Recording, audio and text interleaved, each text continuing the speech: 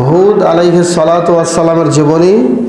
এই হুদ আলাইহিস সালাতু ওয়াস সালাম, যেটা স্পষ্ট কোরআনে এসেছে, তাকে প্রেরণ করেছিলেন আল্লাহ রাব্বুল আলামিন আদ সম্প্রদায়ের কাছে। আদ একটা গোষ্ঠী, একটা বস্তি, একটা জনগোষ্ঠী, একটা গোত্র। যেমন মূসা আলাইহিস সালাতু ওয়াস সালাম প্রেরিত হয়েছিলেন বানি ইসরাইলের কাছে, কিন্তু হুদ আলাইহিস সালাতু ওয়াস সালাম এসেছিলেন আদ সম্প্রদায়। এই আদ সম্প্রদায়ের অর্থই হলো, আদ অর্থই হচ্ছে সীমালঙ্ঘনকারী। এটা একটা আরবি শব্দ।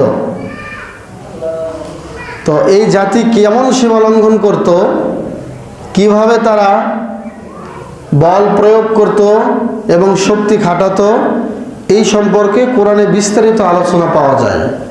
কোনো হাদিসের দিকে না তাকাইলেও আমরা স্পষ্ট কোরআন থেকে বুঝতে পারি যে আসলেই তারা যে কত স্বৈরাচারী ছিল এবং কত সীমালঙ্ঘনকারী ছিল, এটা কোরআন আমাদেরকে জানিয়ে দিয়েছে। বলেন সুবহানাল্লাহ।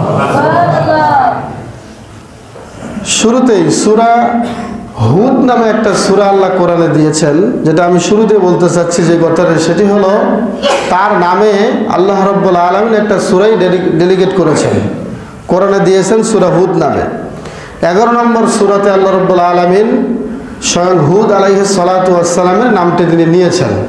নিয়ে তিনি এভাবে বলেছেন, ওয়া ইলা আদিন আখাহুম হুদা, নিশ্চয় আমি আদ জাতির নিকটে তাদেরই ভাই হুদকে নবী হিসেবে আমি প্রেরণ করেছি।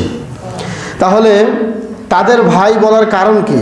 তার মানে এখানে আমরা যারা আছি, আমরা যারা একসাথে বসবাস করছি সমাজে, ঠিক তাদের মাঝেও হুদ নামে একজন ব্যক্তি ছিল। তাকে আল্লাহ রাব্বুল আলামিন চুজ করে তাকে নবুয়তের দায়িত্ব দিলেন এবং তাকে রিসালাতের দায়িত্ব দিয়ে মানুষকে ইসলামের পথে আনবার জন্য তাকে নেতা হিসেবে তাকে সমাজে তিনি নবুয়ত দিয়ে সবার মাঝে প্রচার করে দিলেন। কথা হলো, এই আদ সম্প্রদায় তারা কোথায় বাস করত? তাদের বাস হলো ইয়ামান, বর্তমানে যে ইয়ামান আছে, এবং ওমান।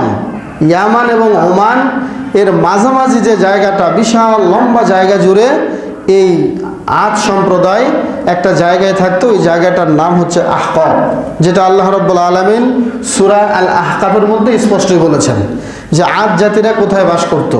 আল্লাহ রাব্বুল আলামিন বলেছেন, ওয়াজকুর আখা আদিন ইদ আনযারা কওমাহু বিল আহকাব।